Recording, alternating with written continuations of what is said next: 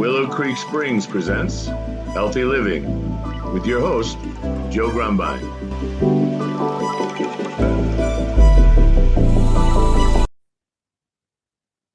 Well, hello, and welcome back to the Healthy Living Podcast. I'm your host, Joe Grumbine, and today we've got a very special guest. His name's Dr. Michael Scoma, and he's an infectious disease doctor, distinguished himself as one of New York's most sought-after practitioners after completing his training at the prestigious Yale New Haven Hospital.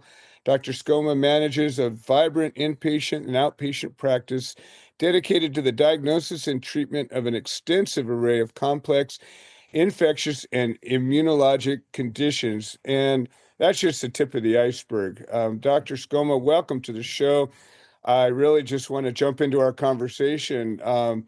It sounds like you're dealing with a lot of things that affect a lot of people today and maybe don't have clear answers. We're talking about vaccines, autism, Lyme disease, long-term COVID, parasites, and mast cell activation syndrome. That's something that came to me recently with somebody who had lupus. Um, and all of this stuff with, RFK and this new regime of healthcare. I just want to jump in and welcome you to the show.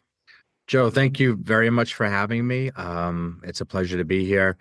To your point, there's a lot that I deal with on a daily basis as an infectious disease immunology doctor, and that's what still drives me so much with respect to my passion towards it.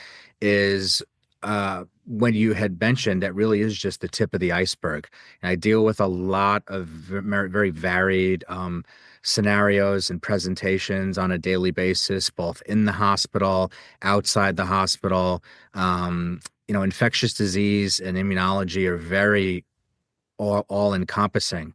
Different organ systems, different types of patients, immunocompromised patients, post-surgical patients, neurosurgical, orthosurgical, plastics, cardiothoracic, all of the medicine specialties, profoundly immunocompromised patients, as well as what is kind of my biggest passion is more of the outpatient landscape, which I deal with a lot of. They shouldn't be esoteric. I mean, everybody should know about these things, Joe. But the thing is they're not very well understood and kind of, to my opinion, have the validation that they and the urgency that they require in the conventional medical setting. And those are, to your point, what you had mentioned, disease entities like post-COVID syndrome, i.e. long COVID, post-vaccination related issues, myalgic encephalomyelitis, chronic fatigue syndrome, downstream events due to the inflammation such as mast cell and autonomic dysfunction, the chronic neurological tick-borne illnesses, and parasites are another one that are certainly not limited to just endemic areas and things of that nature. They're very present here, and these are things that cause a tremendous degree of not necessarily mortality, but morbidity and diminished quality of life in a lot of the people that are afflicted, because many of these people in the outpatient setting, many are young and otherwise fairly healthy, and they're just struck down by these horrible, neuroimmune autonomic processes with not a lot to go on in terms of FDA authorized treatments and the proper randomized double-blind placebo-controlled studies, the way other more conventional, quote unquote, conventional aspects of medicine are equipped to deal with. So it's a challenge. It's a challenge. You've taken on this gigantic problem, which is multifaceted and multi-pronged, and you almost in some ways have to step back and look at it from a big picture to see certain patterns, I would imagine. And then in other cases you got to jump deep into the middle of it to wade through the trenches and see what's really going on. I know that with Lyme disease it seems like it's become more prevalent as these ticks are spreading around, or maybe it's just being more diagnosed. I think we have a lot of symptoms or conditions that you've mentioned that, you know, it seems like they're increasing in numbers, but again, were they just previously misdiagnosed? I think it's a couple of different things, Joe. I think one, um, there's, I believe since COVID has been about, I do think that as pertains to some of these issues, as pertains to uh, uh, mast cell or chronic fatigue syndrome, myalgic encephalomyelitis, recrudescent tick-borne infections. A lot of these things end up being downstream byproducts and or reactivated by COVID. So, there was a New York Times piece that had that basically referred to the incidence of what we call POTS, POTS, Yeah, yeah. positional orthostatic tachycardic syndrome. I Um, recently met a few people suffering with that, and It's it's extremely common. If you just talk to anyone, they'll give you the history. It's not, you don't need a tilt table test in some instances. It's really wow. just given by history.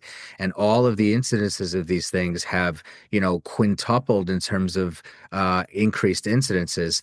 I think that is to some degree an increased awareness, better diagnostics, despite them not being where they need to be.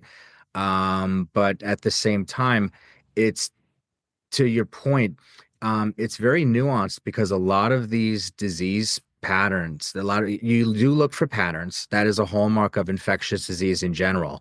Sure. You can get some patient in the hospital that's been hospitalized for 3 months, and you're asked to consult on them on hospital day number 90. You're looking at the general pattern of things, what's going on, what's their, what's been going on, and things like that. But essentially, um, many of these outpatient issues that I deal with, they overlap a lot. So that's why it is somewhat nuanced with respect to differing out what is really just long COVID, what is long COVID plus reactivated Bartonella, or how much is possible mast cell contributing. It's very nuanced, but that's why when I deal with these patients in the outpatient setting, I'm very readily reachable. I really much run it kind of like a concierge type practice, Okay. because I have not joked, but I have, said to these patients, the complexity of these patients, they really kind of do need their own personal doctor because they're so complicated and it's so nuanced and there's nothing FDA approved. And some of the people I have, they're more mild to moderate. They can function, they can hold down a job, a career, a family. They're struggling, but they can do it. But Sure. then there's that other pretty large amount of people where, they've seen 20, 30 people prior to me. And when they're coming to me, they are bedbound, homebound. And it's devastating. I mean, it Oh bothers me. yeah. It's absolutely devastating. And the most concerning aspect is that we don't have the answers that we truly do need. We have not defined discrete mechanisms. What's the on-off switch in these patients? What is a specific defined treatment for these patients? And that's what's so difficult as well. It entails a lot of creativity and a lot of ingenuity. And that's what I do pride myself on, in particular with respect to the outpatient setting and dealing with these patients. And I've been fortunate because of telemedicine and Right. X and what have you. My reach is able to extend far beyond New York City, where I'm based. However, to across the country as well as to other countries. I treat a lot of patients in the EU, the UK, Saudi Arabia, New Zealand, Australia, Singapore. They could be reached anywhere. So it's pretty interesting. You created a very effective position because with your type of practice, the blood work and the scans and the diagnostic tools are really integral to your treatment, much more so than sitting in a room with them, where in some cases being in a room with somebody makes all the difference in the world and not so much the other way around. And I suspect with, the technology we have today, you're able to start collecting huge amounts of data from the different cases you're working with, and maybe you're in a position to be making breakthroughs, I would imagine.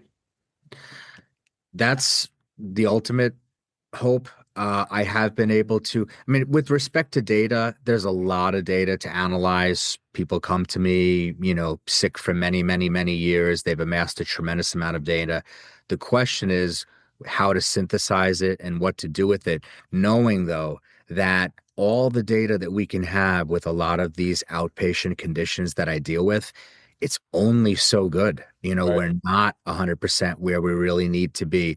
For example, with long COVID, for example, we have a strong hypothesis that is very biologically plausible that this is probably due to viral persistence and persistent spike that's embedded itself, whether it's in the central nervous system or the small blood vessels, the vascular endothelium, or the gut, or what have you. However, at the same time, we at the end of the day, we really kind of don't know fully, we really don't have the markers that we need to have the same way we do, for example, such as HIV, where we're not able to measure viral load. We're not able to measure a reputable spike level circulating in the blood, or we're not able to take tissue samples and measure the amount of spike that's in the tissues. So while there is a lot of data, it's got to be looked at appropriately and with a grain of salt, because at the end of the day, a lot of these things are kind of clinical based. Mhm. And in terms of, I mean, I'm a results driven guy. I'm a results Sure. driven person for, again, many things that in conventional wisdom is, well, there's nothing to do, right? There's nothing FDA approved. There's no trials. Too bad. Just be in bed for another 5 years and lose out on the rest of your life. I Right. refuse to obviously accept that. So that said, it's a lot of clinical sense, a lot of history taking and seeing what is the trend in this patient, what has worked on them in the past, what is not, what are their worst symptoms, what things of that nature. So it actually really it's extremely nuanced and very interesting. But at the same time, it's almost a little primitive. It really takes you back to like your medical school days where you're told to do a full history and physical. We lose a lot of that in medicine because, especially in the hospital, number of patients that you see, the volume, the metrics. Now, fortunately, that doesn't apply to me so much because I'm a private practitioner, so Right. I'm not a systems-based guy. I do round at a couple of large hospitals, but as an affiliate, not an employee. Okay. So, with respect to the outpatient setting, I'm allowed to be able to spend the amount of time that is required for these patients because 15 minutes is not going to cut it. It's more like 2 hours for an initial consultation, an hour Nice. for follow-ups, being available in between when we run into any issues. And that's really how you kind of get to, I mean, in terms of the best results possible with respect to these types of patients.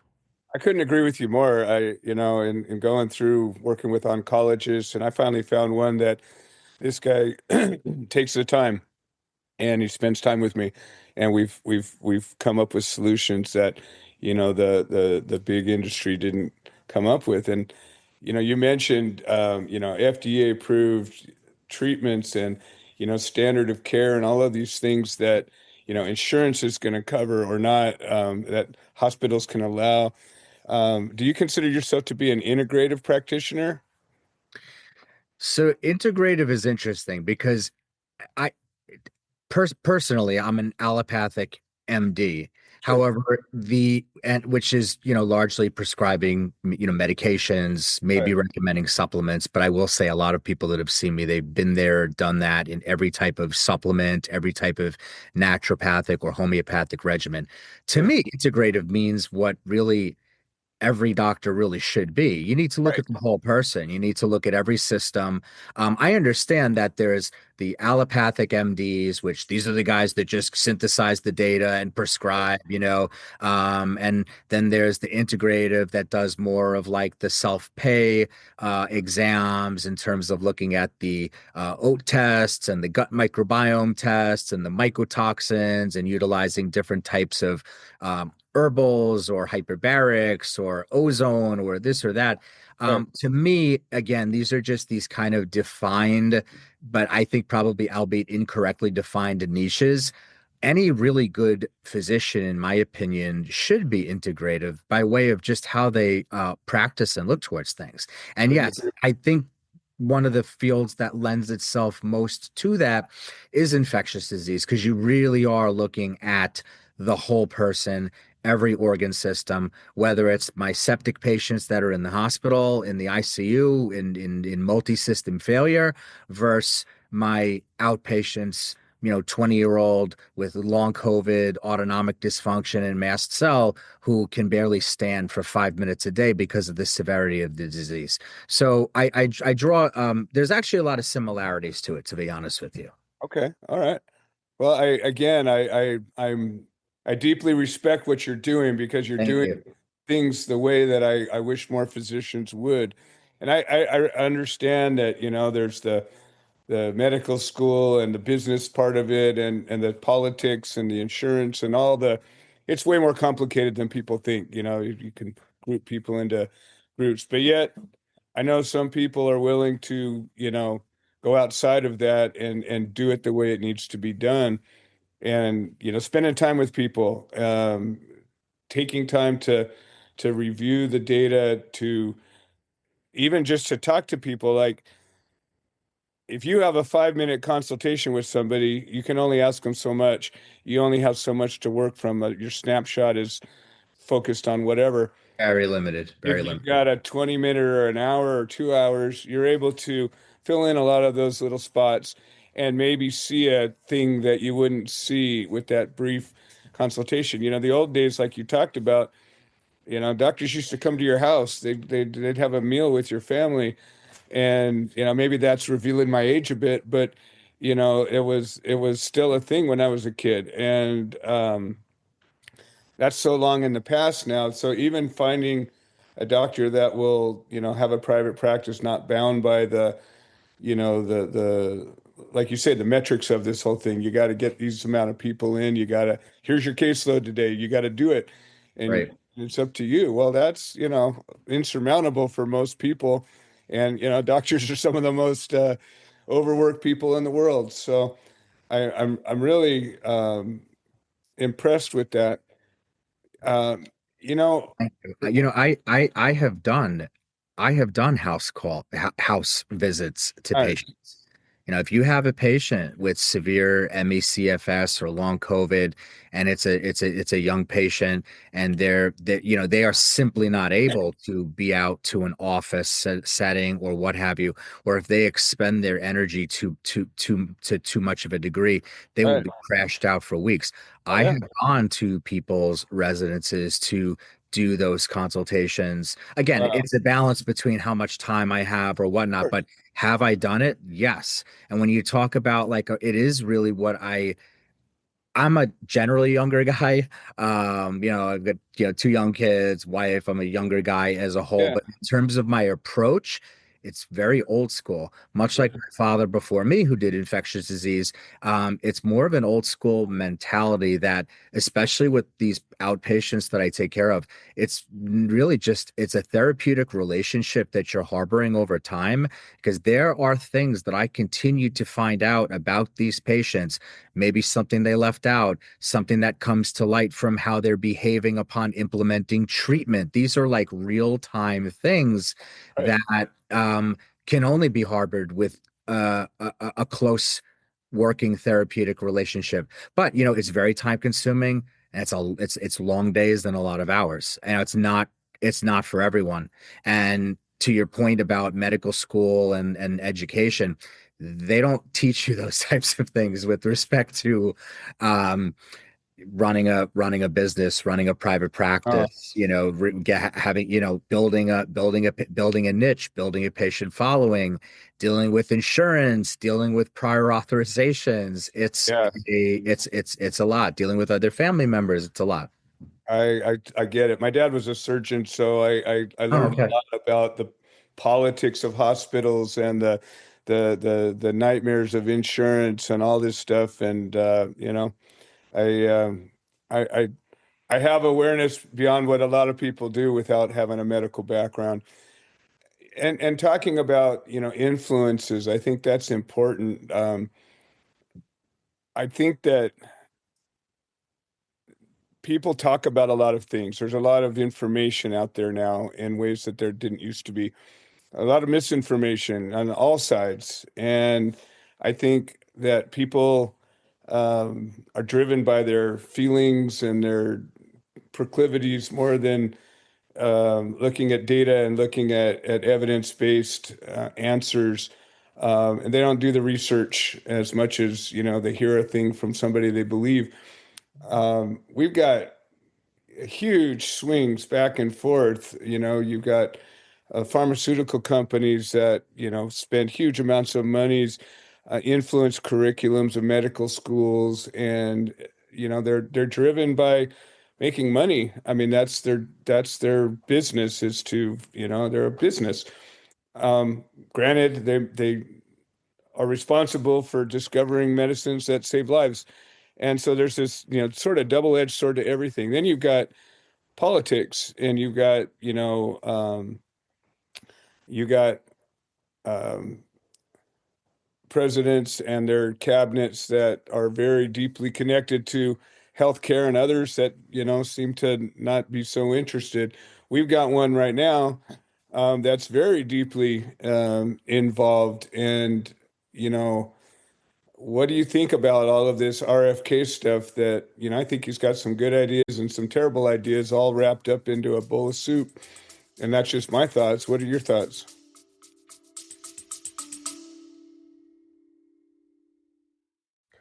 Hi, this is Joe Grumbine, and I wanted to share an update.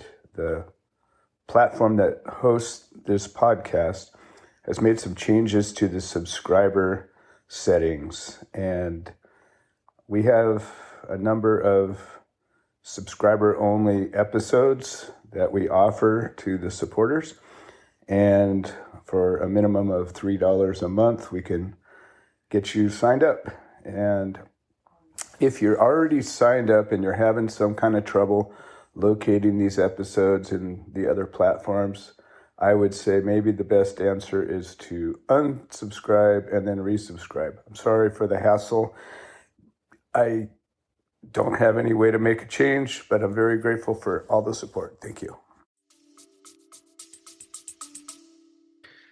I think I think RFK's proclivity towards calling out more or bringing attention to more preventative measures, healthier living, dietary issues, environmental exposures, chronic diseases.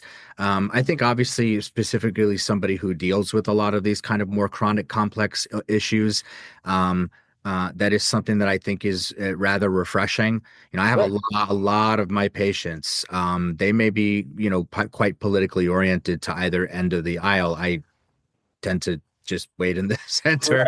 Right. But many, no matter what their leanings were, I think everybody, the sentiment was they were very excited about RFK because particularly in his Senate confirmation hearing, he brought about terms such as chronic Lyme disease and long COVID and, things of that nature that are not going to typically be uttered by many in the realm of government because I mean, it's bigger than me, but I just think that on a whole, there may not be a whole ton of money to kind of be made on these types of things. And I think that they kind of just go by the wayside. I mean, why we don't have 100 clinical trial, multiple, billion-dollar funded clinical trials on some of these disease processes where you look at the metrics of the quality of life. And these processes, such as the ME/CFS, the myalgic encephalomyelitis chronic fatigue syndrome, is ranked the highest in the lowest quality of life, even beyond that of stage 4 cancers. And I have had patients tell me, doctor, I would rather have stage 4 pancreatic cancer than be dealt with a Bell's score 0 to 10 severe ME/CFS where I can't move, I can't speak, I can't have the shades the shades open because of the light sensitivity. They can't eat. They can't. It's very very very horrible. So I think that he does shine a light on a lot of these processes that do need to be brought about. I think as pertains to some other aspects with respect to vaccinations and things of that nature, I don't know. I think that's probably more of a personalized decision more than Sure. anything else, in my opinion. And again, I agree with that. I'm dealing with people who are very concerned about some of the vaccines, particularly the mRNA vaccines. Not that the mRNA technology is new; those have been around for decades. But Right. this is definitely an evolving thing as pertains to the mRNA COVID vaccines because we just don't have long-term data points on any of these things. And there was a study that came out a couple of years ago that irked a lot of my patients. It came from Yale, which is where I did my fellowship training. They do a lot of research there for long COVID. There's some Mhm. top people there, MDs as well as PhDs. And they did a sampling of healthy controls. So not people with long COVID or anything, just healthy patients that had received an mRNA vaccine.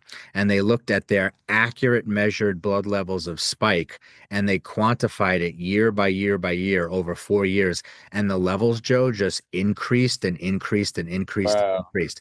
That irked a lot of my patients in particular, being that we think that possibly spike protein is the thing that drives a lot of these illnesses. Right. Now, this was Right. something that was supposed to be like every other respiratory vaccine. You take it, it wanes after 6 months, get another one.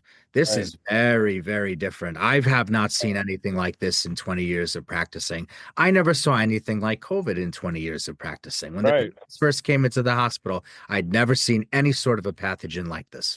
Right. So I'm Well, not surprised that we're getting all this downstream sequelae with the vaccines and post-COVID sequelae and post-vaccine injury. It unfortunately, doesn't surprise me at all. and I think a lot of it had to do with, the seriousness of the disease. So they had to respond with frankly, a rushed solution. And there wasn't the time to get all that data because there just wasn't the time. They had to come up with something and Yeah, I can't fault them. I mean, uh, when you have a respiratory, when you have something that's a virus, we don't have a great arsenal of medications against viruses the way we do bacteria or fungi or mycobacterium. So it's going to be very unlikely you're going to come out in the setting of a world of a once in a lifetime probable pandemic with an effective antiviral that's going to target these things. It's going to keep mutating and it's not going to happen. So naturally the inkling is going to be towards or the tendency is going to be towards coming up with a vaccine. right, And they did go more of the mRNA route. I'm not 100% exactly sure why, but their intention was to basically target what was thought to be, with the limited research available, but which has proved to be correct, the most virulent aspect of the COVID virus, which is the spike protein. It's just a question of what have we kind of gotten ourselves into with giving vaccinations to people where it has been responsible for longer term production of the spike protein, which could be, I say could be because we don't right, know right. for sure, of We course, don't know more than we could know. be, That's for sure. could be causing issues. I say to my patients, I know enough to know I know a lot, but I certainly do not know everything. Absolutely. And that pertains obviously to all of medicine, but particularly as pertains to these more nuanced issues that I deal with in the outpatient setting.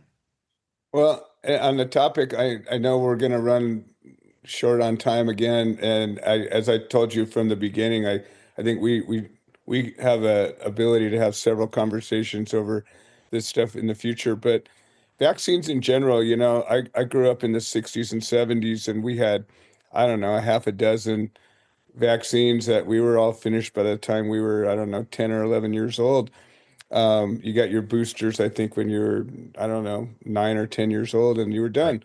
And that was it. There was no more vaccines. And then all of a sudden, now you fast forward to, 50 years later, and kids are getting 20, 30 vaccines. And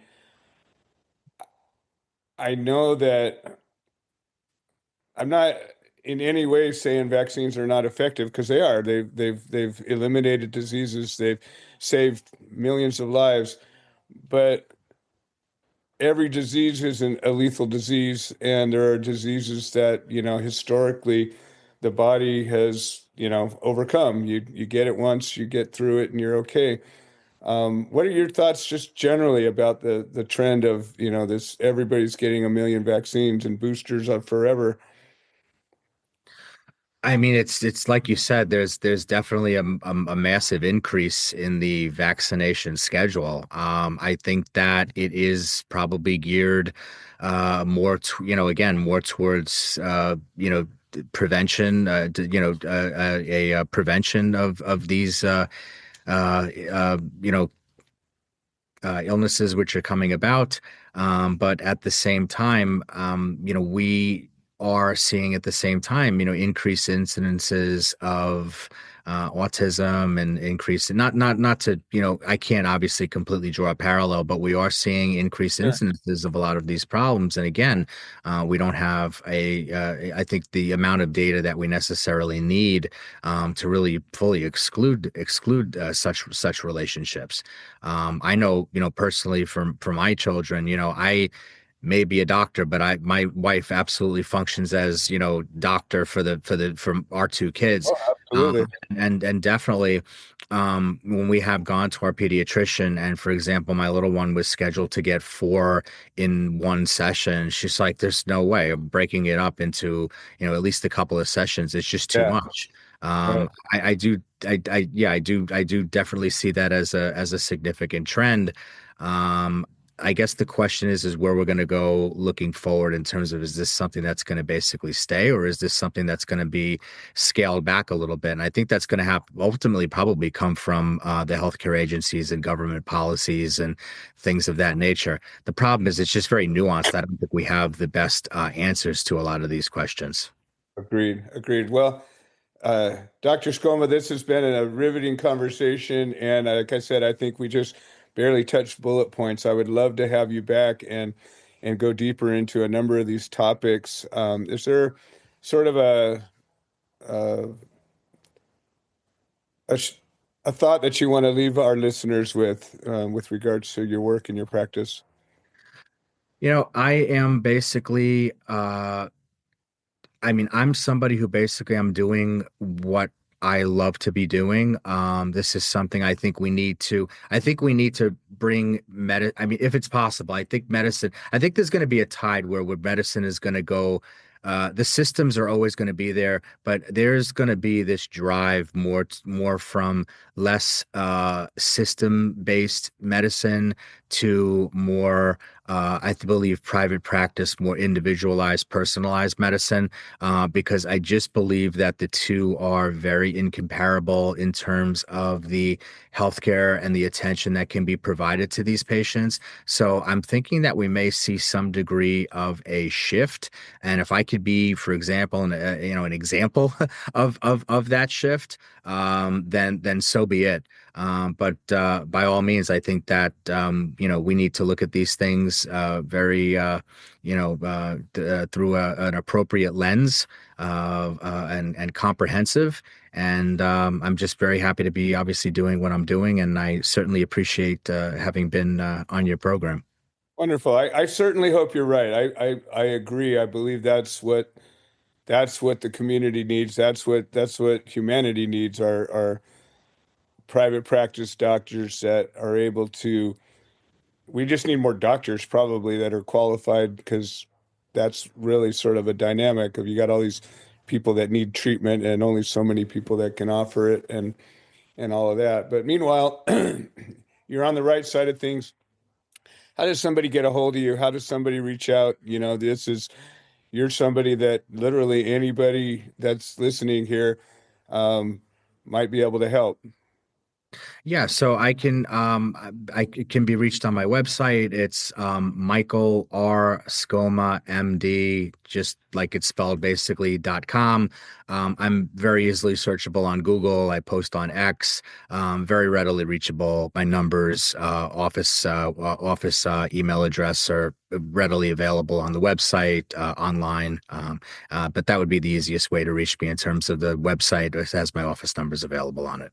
Beautiful. Well, thank you so much for joining us today. And again, I welcome you to come back. I've got so much more I'd like to talk about, and just grateful that you could join us.